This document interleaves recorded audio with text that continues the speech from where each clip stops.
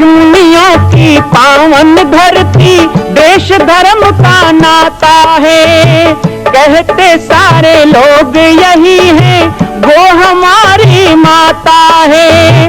जाग उठो ओ भारतवासी, जाग उठो ओ भारतवासी, गौ पर छुरियां चलती है। बंद करो गौ माँ की हत्या, सारी जनता कहती है। बंद करो गौ माँ की हत्या, सारी जनता कहती है।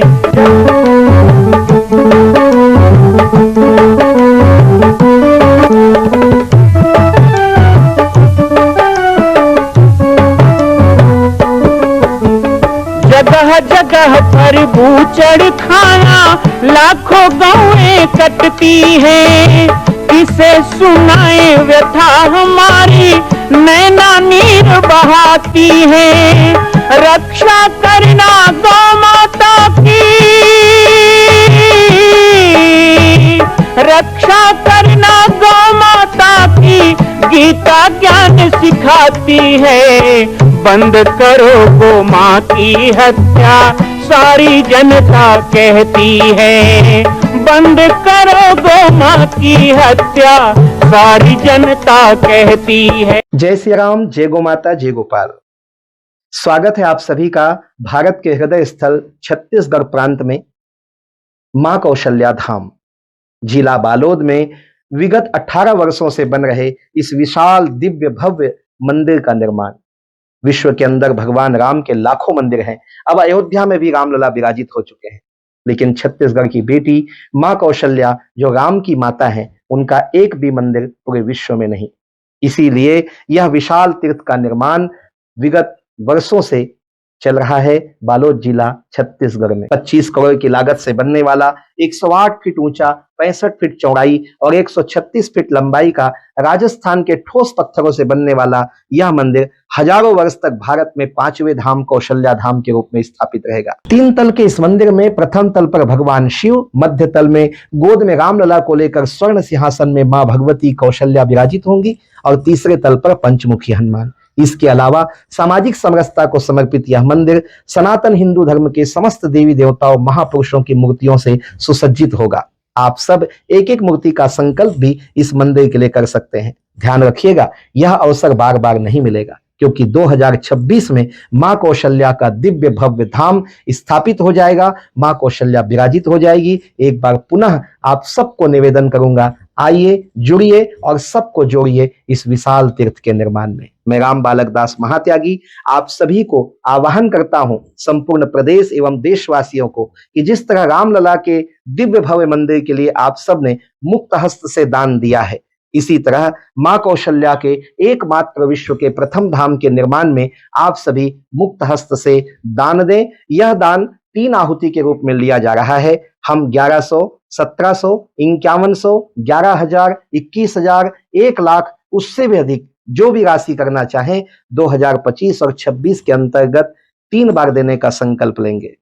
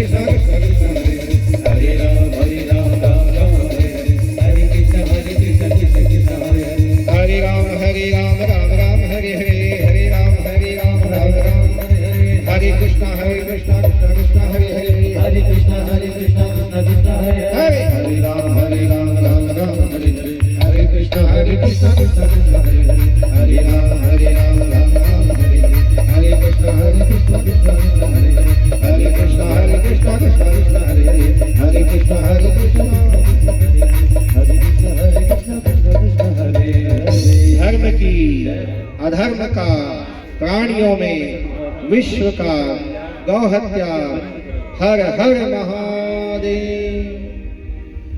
ऐसी कंगाली ठीक नहीं, ऐसी दरिद्रता। इसलिए संस्कारों से भरे पूरे रहें, हमारा संस्कार लबालब हो, प्रेम भरा पूरा हो। कितना प्रेम होना चाहिए संसार में रहें कि हमें अपने अपने बच्चों, अपने परिवार के साथ पूरे संसार का सोच सके। अपने अपने घरन की सब काहू को पीर कहा गया, लेकिन सब जिसे पीर सब घरन की वो दाता रघुवीर। भगवान कैसे सबको समझता है, सबको संभालता है, सबका सोचता है। वो एक के घर में पानी नहीं गिराता, एक गांव में पानी नहीं गिराता, सब पे गिराता है। वो केवल साधु को नहीं, चोर को भी हवा देता है, तभी तो वो सांस लेके जी रहा है।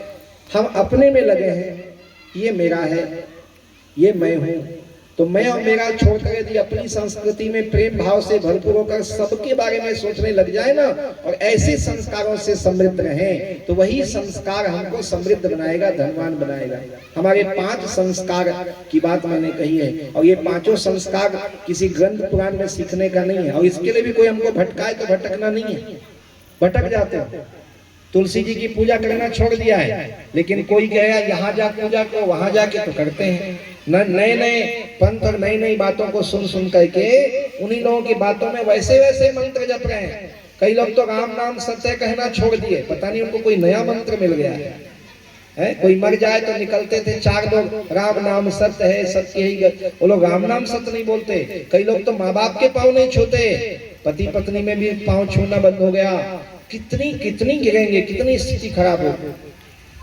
तो हमारी बातों को लेके हमें भटकाते हैं। एक बहुत बड़ा मेला लगा था और मेला में सब लोग गए थे। अब बढ़िया वहां दुकान भी लगी है, कार्यक्रम भी हो रहे हैं, तो एक सेठ और सेठानी भी वहां गए थे, चलो मेला घूम के आ जाए। संयोग से मेला में सेठानी खो गई। सेठ जी बड़े परेशान इसलिए नहीं हो गए थे कि सेठानी खो गई। सेठानी तो आई जाएगी घूम फिर के, लेकिन सेठानी के पास बहुत सारा गहना था, कई तोला का सोना होना पहनी थी। तो सेठ जी बड़ा परेशान, इस सेठानी खो गई, क्या करें कैसे, बड़ा परेशान। एक पंडित जी ने देख लिया, कहा क्या हुआ, बड़े परेशान दिख रहे हो सेठ जी। कहा कि क्या परेशान ना हो, हमारी सेठानी खो गई, उसी को ढूंढ रहे। पंडित जी ने कहा इसको रास्ता बताया जाए, तो उन्होंने कह दिया एक काम करो। बोले क्या, यहाँ पे थोड़ा दूर में राम जी का मंदिर है, और जब कष्ट होना तो राम जी को याद किया जाता है। भगवान के पास जाओगे तो हो सकता है तुम्हारी लो मिठाई लो, बढ़िया पान फूल पैसा वैसा लेके जाओ। तो सेठ जी ने बढ़िया एक थाली सजाया, उसमें पान फूल फल सब लगाया और चले राम जी के मंदिर जाने लगे। रास्ता तो सही मिल गया कि भाई भगवान के पास जाओगे कष्ट तो होगा, मिल गया रास्ता, जाने लगे। लेकिन आधे रास्ते गए थे तो एक चोर ने देखा, उसने सुन लिया पंडित जी की बात कि भाई कष्ट में हो तो भगवान के यहाँ जाओ। तो वो चोर जो है उसने सेठ जी को बरगलाने का सोचा, और वो सेठ से आगे चला गया। राम जी के मंदिर के रास्ते में एक पीपल का पेड़ था, फटाफट वहां एक पत्थर रखा, ऐसे ऐसे लाल वाल लगाया, थोड़ा फूल 10 रुपए चढ़ा के बैठ गया, अपना भभूत वभूत लगा। अब सेठ जी चले जा रहे, भगवान मेरी सेठानी मिल जाए, भगवान क्या जाना। तो चोर ने देखा, वो तो कालने भी बन के बैठा था, नकली साथ। सेठ जी ने देखा तो आगत काहे न करे कुकर्मो, उन्होंने देखा, हाथ जोड़ लिया, बाबा जी को प्रणाम किया। वो तो चोर था। चोर ने कहा भाई कहाँ जा रहे हो? बोले मेरी सेठानी खो गई, मेरी सेठानी खो गई, मिल नहीं रही है, तो मैं भगवान के चरणों में प्रार्थना लेके जा रहा हूँ। चोर ने क्या कहा, गलत नहीं कहा, गलत नहीं कहेंगे ये लोग, जो तुमको बैगलाने आएंगे गलत नहीं कहेंगे, हमसे भी अच्छा कहेंगे, हमसे भी बढ़िया कहेंगे, मीठी मीठी बात कहेंगे, मजेदार बात कहेंगे, क्योंकि आपको फंसाना है, बैगलाना है, तो ये सब बातें करेंगे। चोर ने कहा कहाँ जा रहे हो? राम जी के मंदिर। क्या करने जा रहे हो? मेरी पत्नी खो गई है, तो राम जी के शरण में जा रहा हूं ताकि मेरी पत्नी मिल जाए। चोर ने कहा तुमने कभी रामायण पढ़ा है? बोले हाँ पढ़ा है। सुना है? बोले हाँ सुना है। तो एक बात बताओ। बोले क्या? राम जी की पत्नी खोई तो राम जी खोज पाए थे?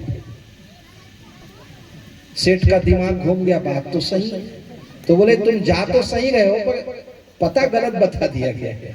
पता गलत कैसे? बोले राम जी तो अपनी पत्नी नहीं खोज पाए। बोले हाँ बात तो सही है, तो मैं क्या करूं? बोले राम जी की पत्नी खो गई तो कौन खोजा? बोले बजरंगबली। ये तो है ना, कहाँ जा रहे? यही चढ़ाओ। तो जितना माल टाल था वहां चढ़वा लिया चोर ने। अब गलत क्या बोले, बात तो रामायण की बोली ना, बात कहीं झूठ नहीं है, लेकिन बताने का तरीका गलत हो गया। राम से विमुख करने के लिए आपको कई प्रकार के काल नहीं मिलेंगे, लेकिन जो व्यक्ति अपने संस्कारों में रहता है, जो व्यक्ति अपने इन पहचान को बना करके रखता है, और सबसे बड़ी बात 3 लोगों के पास रहता है, एक सत्संग, दूसरा सद्ग्रंथ और तीसरा अपने बड़े बुजुर्ग माता पिता। ये 3 के सानिध्य में रहने वाला कभी भटकने वाला नहीं है। जो सत्संग करता रहेगा जीवन में, कथा पुराण नहीं, कथा पुराण तो करो। हमने सब शुरू में कहा अध्यात्म, अध्यात्म का मतलब क्या है? अध्यात्म का मतलब कोई ज्ञान की बातें नहीं है, अध्य और आत्म को मिला के बना अध्यात्म। जैसे रामायण का अध्ययन करो, गीता का अध्ययन करो, कोई पुस्तक का अध्ययन करो, ऐसे ही आत्म का अध्ययन करना, स्वयं को ही विचारना, सोचना, स्वयं को झांकना, जो हम बहुत कम कर दिए। कथा किसकी है? तो भगवान की ही है, लेकिन भगवान की कथा में भक्त की कथा भी सम्मिलित है। भक्त की कथा कौन? जो उन सभी कर्मों को करता है जिसके लिए भगवान अवतार लेते हैं, उस रहस्य को समझ करके और उसे अनुसरण करता है। उन लोगों की कथा से रामायण बन गया, उन्हीं की कथा से भागवत बन गया, उन्हीं की कथा से महाभारत बन गया। हमारे 4 वेद, 6 शास्त्र, 18 पुराण। अब शिव पुराण सुन लो आप, तो शिव पुराण में क्या बताएंगे? फलाना नाम का भगत हुआ, वो शिव जी का भक्त था, फिर किसी भक्त पे संकट आएगा, फिर भगवान त्रिशूल लेके आएंगे तो कहे ज्योतिर्लिंग प्रकट हो गए। तो शिव पुराण भी शिव भक्तों की कथा है, गणेश पुराण गणेश भक्तों की कथा है, रामायण राम भक्तों की कथा है। जितने भी वेद पुराण शास्त्र दर्शन उपनिषद सांख्य साहित्य बने हैं, वो भगवान के भक्तों की कथा है, भगवान को मानने वालों की, और पूर्णतः जो परमात्मा के प्रति आश्रित हैं उनकी कथा है। हम भगवान की कथा में जाते हैं तो क्या सुनने जाते हैं? मैंने कई लोगों को पूछा क्या सुनने जाते हो, तो बोले था सुनने जा रहे हैं। वास्तव में रामायण की रचना गोस्वामी तुलसीदास जी ने राम जी की कथा के लिए नहीं किया। ध्यान देना, जो भक्ति चतुष्टय है, भक्ति चतुष्टय में कहा गया राम जी की कथा यदि रची गई है तो उसका नाम होता राम कथा, लेकिन नाम रखा रामायण। रामायण ही शब्द प्रमाणित करता है राम धन अयन। अयन मतलब क्या है? घर, निवास। जैसे हम कहते हैं नारायण, नारायण का मतलब क्या है? नरे निवास स्थान नारायण, अर्थात जहाँ नरों का निवास हो वो नारायण है। ऐसे ही जहाँ राम का निवास हो वो रामायण है, ये राम जी का घर है। और राम जी के घर में हम किसको देखते हैं आकर के, किसको सुनते हैं? तो राम जी के भक्तों की कथा सुनते हैं। इसका अर्थ यह है कि रामचरितमानस को निर्माण किया गया तो राम जी की कथा सुनने के लिए निर्माण नहीं किया गया। ध्यान रखना, रामचरितमानस को लिखा गया, कहा जाता है, पढ़ा जाता है, गाया जाता है, सुनाया जाता है, तो इसलिए नहीं कि हम राम की कथा सुने, इसलिए सुना जाता है, पढ़ा जाता है, गाया जाता है, इसलिए लिखा गया है कि हम भी राम भक्त बन जाएं, हम राम जी के प्रिय बन जाएं। राम जी के प्रिय बनने के लिए, राम जी के भक्त बनने के लिए रामचरितमानस है। कृष्ण के भक्त बनने के लिए भागवत की कथा है। अब सत्यनारायण की कथा हम सुनते हैं।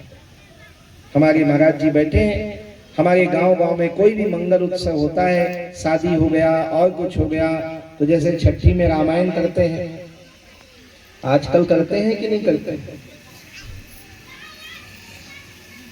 नहीं, कई चीजों को छोड़ते जा रहे हैं, इसलिए पूछ रहा हूँ। छठी में रामायण करते हो कि और कुछ करते हैं? आजकल तो डीजे विजे लाते हैं ना, समधी भेंट करवाते हैं। एक गांव में गया था तो खूब सारा लोग नाच रहे थे, गली में बाजा बज रहा था। आज ही धोखा हो गया था भाई, आज ही धोखा हो गया। हम गांव पहुंचे तो डीजे विजे लेके गांव भर खड़े थे, हम बड़ा खुश हो गए। हम ही को लेने आए, बाद में दूल्हा नाचते देखे तब समझ में बारात निकल। तो छठी में रामायण होता था ना, क्यों होता था रामायण? आज भी होता है ना, और नहीं होता है तो करना चाहिए ना। कहते हैं कि बालक के कर्ण द्वार श्रवण गंध जो होते हैं, सुनने का छेद जो होता है श्रवण गंध, ये बालक का जो कान है, कर्ण द्वार है, श्रवण गंध है। अलग अलग इंद्रियों की रचना अलग अलग महीने में होती है। भविष्य पुराण में इसके अलग अलग वर्णन बताए गए। आज का मेडिकल साइंस भी नहीं बता सकता, आजकल डॉक्टर नहीं बता सकता, बड़े बड़े मशीन फेल हो जाएंगे, लेकिन हमारे वेद शास्त्र ने बता दिया। आपके वैज्ञानिक ने 1880 में पता लगाया कि धरती से सूर्य की दूरी क्या है। 1880 में आपके वैज्ञानिकों ने पता लगाया 100 साल पहले कि धरती से सूर्य की, उसके लिए बहुत मेहनत करना पड़ा, हजारों करोड़ रुपए का यंत्र बनाना पड़ा, विमान बनाना पड़ा, उसको भेजना पड़ा। मां कौशल्या के धाम का निर्माण प्रारंभ हो चुका है, अब 2026 में पूर्ण होने वाला है। अरे अंगद हनुमान नहीं तो गिलहरी तो बनिए।